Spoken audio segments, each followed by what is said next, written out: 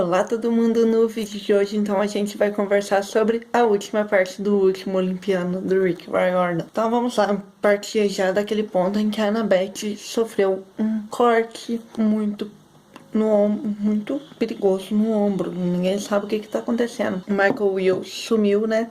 Ele caiu da ponte, ninguém sabe. O Percy pede para os irmãos dele continuarem a procurar o menino para ele ir lá ver a Annabeth, ver o que tá acontecendo com a garota. Eles vão pro Plaza Hotel. Eu vou procurar uma imagem e colocar aqui desse lado. E o Percy fala que já atraiu muitos semideuses como os Beatles e Alfred Hitchcock. Sim, Alfred Hitchcock, o carinha do Psicose. Eu achei isso sensacional. Quem tá indo com o Percy é o Will Solace. O Will Solace, pra quem leu o Heróis do Olimpo, sabe quem é, né?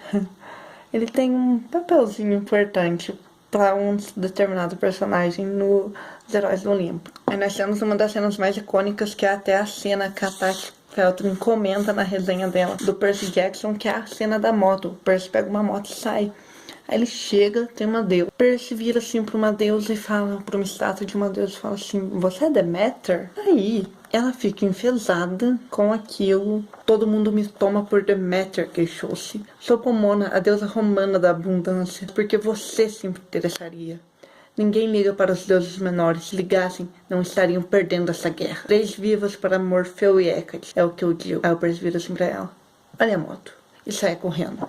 Gente, sensacional. O Percy chega lá, olha a Annabeth. A Annabeth está sendo... O Will começa a curar ela. A faca estava envenenada. Sob Pomona, né, teste que falar, ela é uma deusa romana. Não existe menção a ela nenhuma na mitologia grega. Então, meio que o Rick Riordan já estava dando indícios de que ele ia escrever uma série sobre deuses romanos. A Annabeth começa a conversar com o Percy e fala que o Luke procurou ela pouco tempo antes dos acontecimentos do 4º livro. Ela se culpa porque ele falou pra ela fugir com ele, porque Cronos ia fazer algo de muito ruim com ele, que no caso seria tomar o corpo do coitado, né? A Percy fala pra ela ficar tranquila, que não é culpa dela, foram as escolhas do Luke que fizeram ele chegar naquele ponto. Aí a Annabeth fala, o pessoal fala pro Percy em dormir. Percy acaba sonhando com o Nico. Nesse sonho, o Nico invoca a mãe dele, tenta invocar a mãe dele. E vem uma memória. Nessa memória a gente é explicado o porquê a gente não saber muito sobre a mãe do Nico e nem do oráculo, porque, né, ele é um oráculo, de tempos em tempos ele é tomado por outra pessoa, toma o lugar do oráculo. E no caso aqui do Percy Jackson, não, porque alguma coisa deu muito errado e aquela pessoa não pode mais ser oráculo. O que acontece? Durante a Segunda Guerra Mundial, sim, o Nico tem cerca de 60 anos mais, bem mais, né? A mãe do Nico, que era uma italiana, foi morar nos Estados Unidos. E aí o que acontece com a mãe do Nico? Ela encontra a AIDS, tem as crianças. A AIDS acaba querendo e as crianças vão pro mundo inferior com ela, e ela não quer com ele. E ela não quer aquilo porque, né, vive no mundo inferior. E nisso ele fala sobre o acordo dos 3 grandes, né, porque a grande profecia já foi feita. Nesse momento aí, a grande profecia já foi feita, né. O oráculo já falou tudo que vai acontecer. E a Maria, que é a mãe do Nico, fala: então eu vou pro cassino com eles, mas eu vou ali pregar uma coisa. E nesse momento, um estrondo e ela acaba morrendo. Aí ele só consegue proteger as crianças, né? E o oráculo aparece. Sim, aquela criatura que a gente vê nos livros aparece, é uma menininha. Ela fala: eu te avisei, tal. O Hades acaba amaldiçoando ela, falando que enquanto a profecia não tivesse cumprido, que ela não vai poder ser liberta. E por isso que ela tá daquele jeito. Ninguém pode ocupar o lugar dela até a profecia final se cumprir. Aí chegam assim: Percy, tem uma pessoa aí querendo conversar com você do exército de Cronos com bandeira branca. Quer propor um acordo. Quem que é essa pessoa? Ninguém mais, ninguém menos que Prometeu. Então vou falar aqui primeiro de Prometeu, né? O Prometeu é um titã da 2ª geração de titãs, filho de Gépeto e irmão de Atlas, Epimeteu e Menoécio. Foi defensor da humanidade, conhecido por sua astuta inteligência. roubou o fogo de Hestia e deu aos mortais.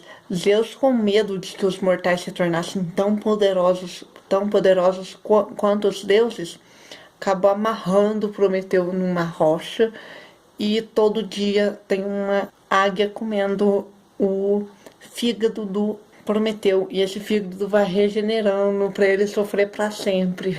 Os deuses são muito bonzinhos na mitologia grega, gente. Aí ele conversa, fala que Hades vai dar a bandeira branca, vai deixar tudo quieto se o Percy falar que desiste da guerra, que deixa ele invadir o Olimpo. Só que o Percy fala, não vou aceitar não. O que eles dão para ele, até que o capítulo chama ganha um presente de um titã. Eles dão a caixa de Pandora, que na verdade é um jarro. Vou tentar colocar um jarro grego da Grécia Antiga aqui para vocês verem. A primeira esposa também foi aprisionada nesse jarro, libertada por Pandora. Mas eu acho curioso nessa história que Pandora sempre leva a culpa. Ela é punida por sua curiosidade. Os deuses querem que você acredite que esta é a lição. A humanidade não deve explorar, não deve fazer perguntas, e deve fazer o que eles dizem. Na verdade, Percy, esse jarro foi uma armadilha criada por Zeus e outros deuses. Foi uma vingança contra mim e contra toda a minha família, meu pobre e simples irmão Epimeteu e sua mulher Pandora. Os deuses sabiam que ela abriria o jarro e estavam dispostos a punir a raça humana junto conosco. Para quem não sabe, no final do jarro de Pandora, a caixa de Pandora, a única coisa que está lá dentro é a esperança.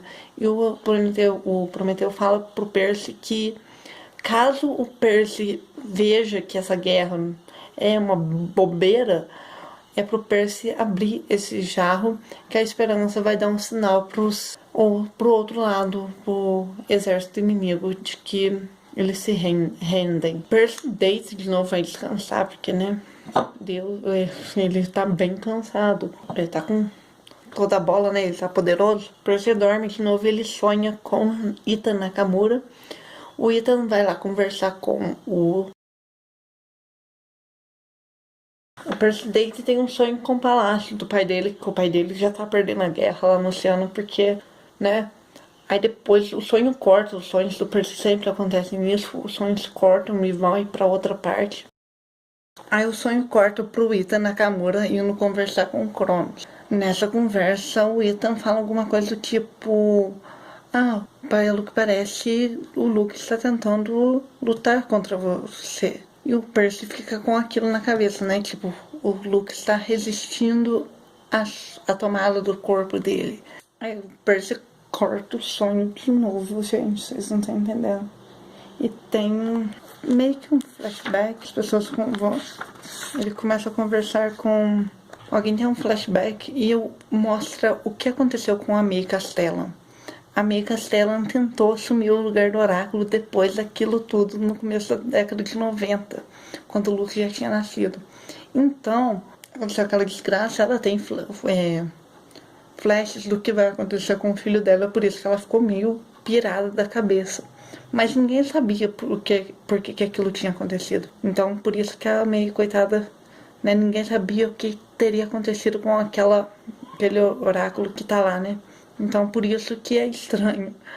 Coitada, eu fico com muita dó. Eu acho ela uma personagem... Como ela é uma personagem que é apresentada nesse livro, eu acho ela muito bem desenvolvida. Eu acho ela uma personagem muito interessante. Aí a guerra começa, e quem que aparece pra ajudar? O Leneu. Aparece todo mundo, menos o pessoal do Ares, né? Porque eles querem a biga, o caralho da biga. Mas até o Leneu aparece para ajudar. Um dos titãs que está lá para ajudar o Cronos é o Hyperion, não sei, vai aparecer como que se escreve aqui, vai aparecer uma foto. Ele é o mais velho dos titãs, cujo nome significa aquele que está acima. Casou-se com Teia, com quem teve Hélio, Semele e Eos, Sol, Lua e Aurora. Ele solta um ser que é uma porca gigante com asas. E é muito engraçado, porque o Percy trepa naquela porca e sai voando. Ele amarra uma corda e sai pendurado na corda, né? Aí depois ele amarra numa estátua de Hermes pra tentar coisar. Ele acionou a plano 23 do Dédalo. Aí a porca, em algum determinado momento lá, a porca cai e ele aciona o plano 23 em 2 leões que comem a porca. Essa porca, gente, é a porca camoniana. É uma imensa porca alada cor-de-rosa. Suas asas são de cor de um flamingo, combinado com sua pele. A porca destrói tudo em seu caminho e expele gás venenoso. Nunca foi derrotada por um herói, mas foi derrotada por 2 leões. E o plano 23. Aí, em um determinado momento, o Percy fala alguma coisa. Ele fala assim: torci para que ela encontrasse o porco de seus sonhos no Tártaro. Aí a Annabeth pergunta assim pra ele: cadê a porca? Aí o Percy vira assim pra ela: virou costela. O Percy tem essas tiradinhas na série inteira. Ia ser sensacional, gente.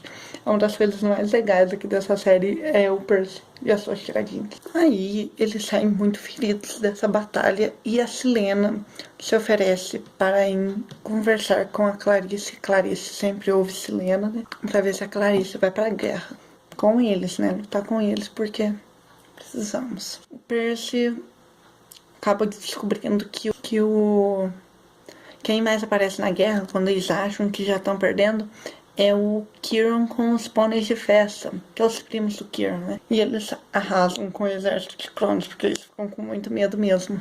Aí o Percy acaba descobrindo que, ao que parece, o Dionísio morreu. Ele desapareceu na luta contra o Tifão lá. Só que aí o Percy vai dormir e o Percy tem um sonho com o Dionísio. Dionísio fala que o Olimpo o Olimpo vai perder a sua essência, e com isso tudo ligado aos semideuses. E ao Olimpo, né, digamos, semideuses, vai desaparecer também. Assim como aconteceu com Pan e a natureza. E o Percy fica com aquilo na cabeça muito preocupado. O Percy tem um sonho com a Rachel. E nesse sonho com a Rachel, ela pede pro pai pra ir conversar com o Percy, porque ela tem que contar uma coisa. Dionísio também, né, nesse sonho, ele pede pro Percy proteger o Pollux, que é o filho dele, que sobreviveu, né? Tinha 2, um morreu. E esse Pollux, o Dionísio pede pra ele proteger. A Rachel chega e conta pro Percy o que ela tinha que contar. É uma frase que ela estava escrevendo na praia, que é: Perseu não é o herói. E o Percy fica com aquilo na cabeça. Herói do quê? Da profecia? Como assim eu não sou o herói da profecia? Tem um momento aqui que o Cronos fica muito enfesado com as Nações Unidas. O Cronos corta que bandeira? A do Brasil. Eu fiquei muito puto com isso, porque você tem que ser do Brasil, a gente ama Percy Jackson. Aí o exército do Percy é atacado por dracons. Dracons, segundo o Percy, são muito mais velhos que os dragões. Eles não possuem asas, têm uma escama muito resistente e eles não soltam fogo, mas expelem veneno. Chega o exército de Ares.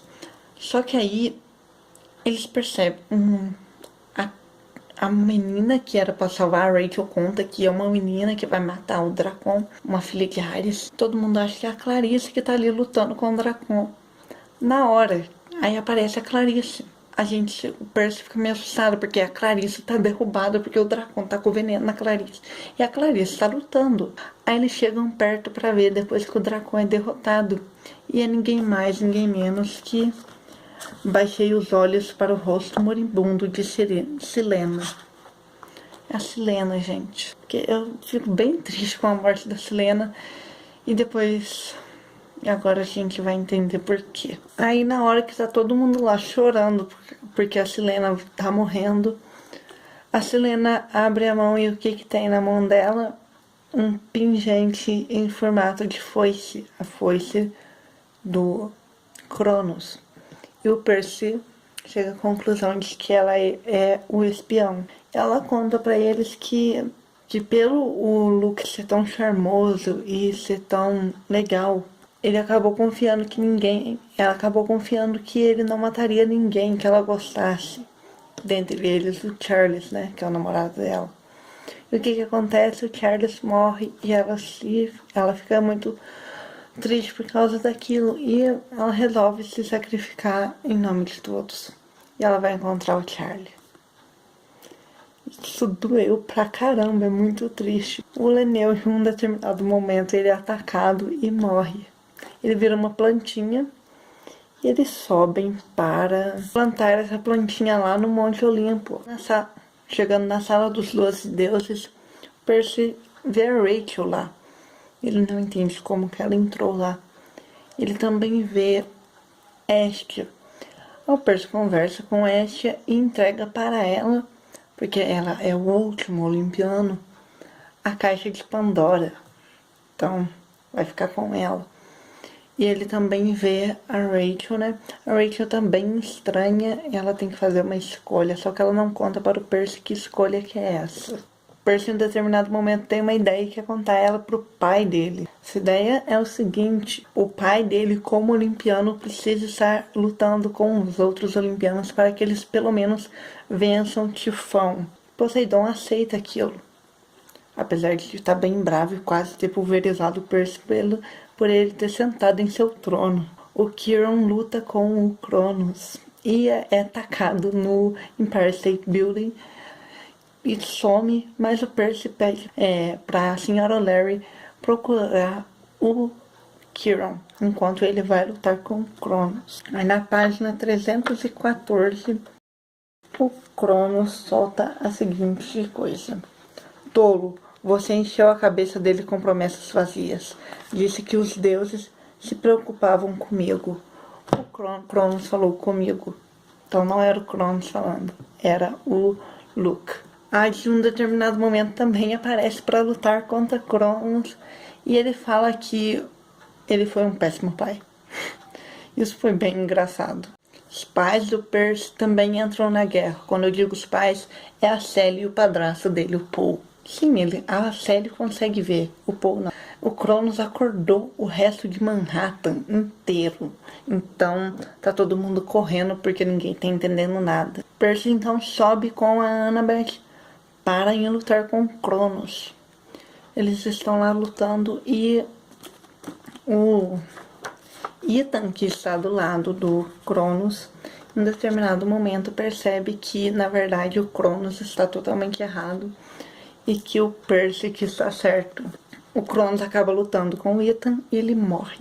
Ele é jogado no limbo. O corpo dele desaparece. Percy fala assim pra ele: você disse que sua mãe é a deusa do equilíbrio. Lembrei-lhe. Os deuses menores merecem mais, Ethan, mas a destruição total não é o equilíbrio. Cronos não constrói, ele destrói.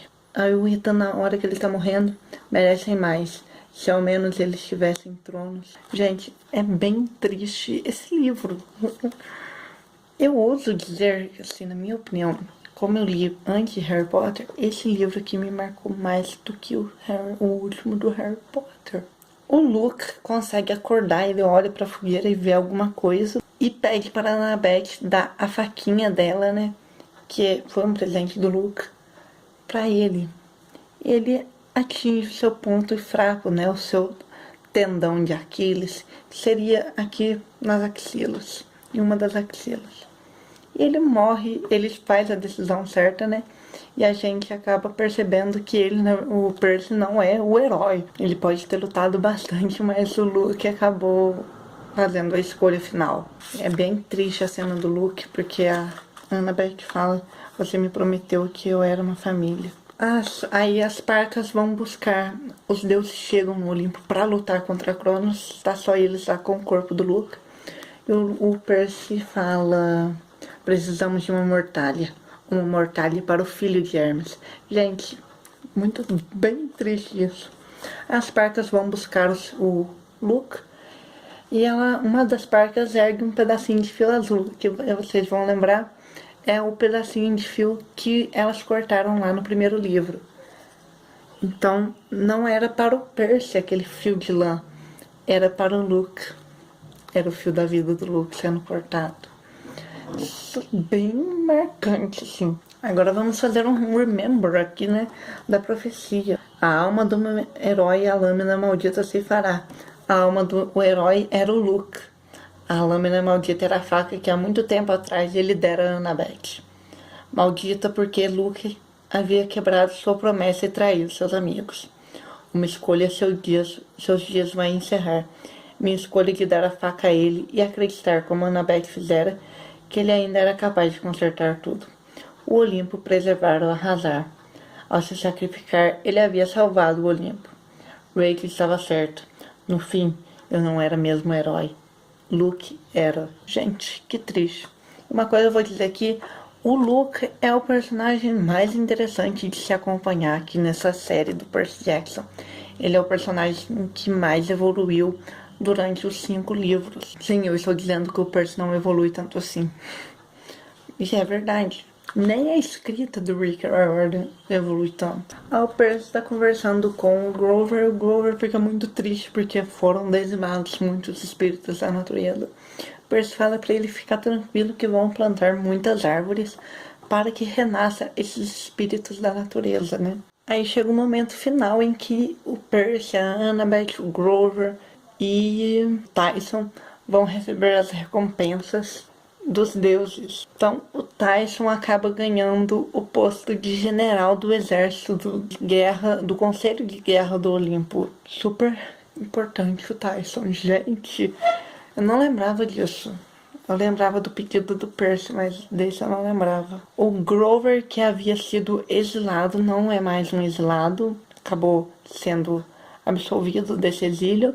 Agora ele é membro do Conselho do Casco Fendido, né? E ele também é o senhor do mundo selvagem. Então ele ocupa o lugar de Pan. A Annabeth, ela é chamada para ser a nova arquiteta do Olimpo. Então o Olimpo vai ganhar um novo projeto. E ela fica bem preocupada com isso, porque, né, é a casa dos deuses, a casa até da mãe dela. O Percy é oferecida para o Percy, gente, a imortalidade.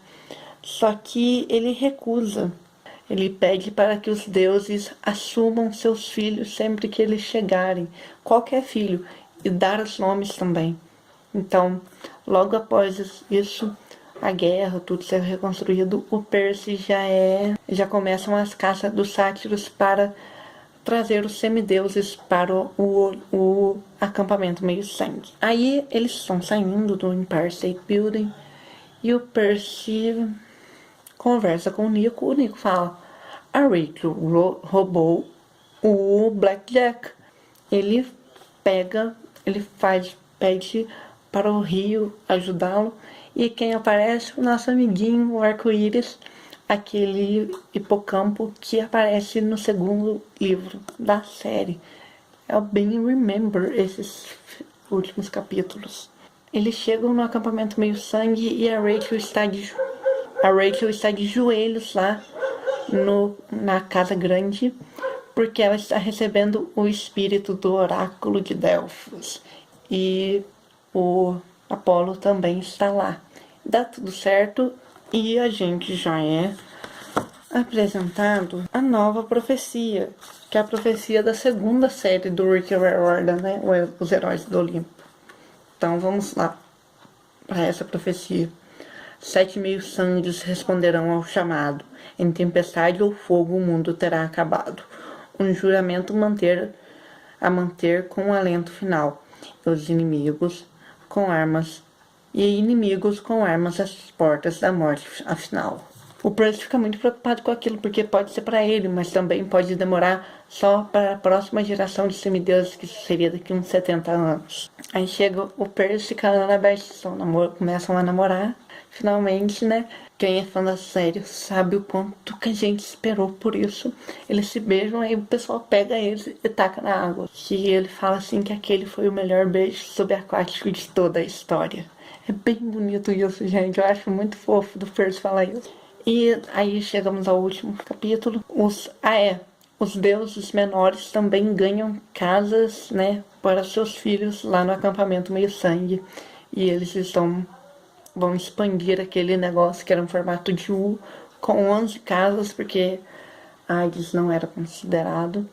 Mas agora aí eles ganham a casa e também todos os outros deuses menores. Morfeu, esses daí. A Rachel e a Annabeth viram amigas. Isso é bem legal. Quem imaginava isso? E também o A Annabeth vai ficar em Nova York. A Rachel está indo embora para aquele colégio que ela prometeu pro pai dela que ia, né? Ela falou que pretende ser uma garota normal, mesmo tendo o espírito do Oráculos dentro dela. E o Percy tá muito feliz porque a Annabeth está em Nova York. E eles apostam corridas e o livro termina com: dessa vez não olhei para trás. Gente, minha vontade, eu lembro que da primeira vez que eu li esse livro, eu terminei, eu fiquei assim, ó. Porque eu chorei muito com esse final. Acho que na época eu nem sabia que tinha segunda série. E agora, falando com vocês, meu olho até enche de lágrima por causa desse final, porque é muito bonito. É poético, né? Gente, eu adorei ler esse livro, até ter a oportunidade de reler a série Percy Jackson. Eu quero agradecer a vocês que acompanharam aí o projeto, mesmo não estando lendo, que viram os vídeos. E mês que vem eu pretendo vir aqui conversar com vocês sobre o Arquivo dos Semideus, tá bom? Então é isso, gente. Eu espero que vocês tenham gostado. Espero que vocês tenham gostado do final do Percy Jackson, da série Percy Jackson e os Olimpianos. Vejo vocês no próximo vídeo e até mais. Tchau, tchau.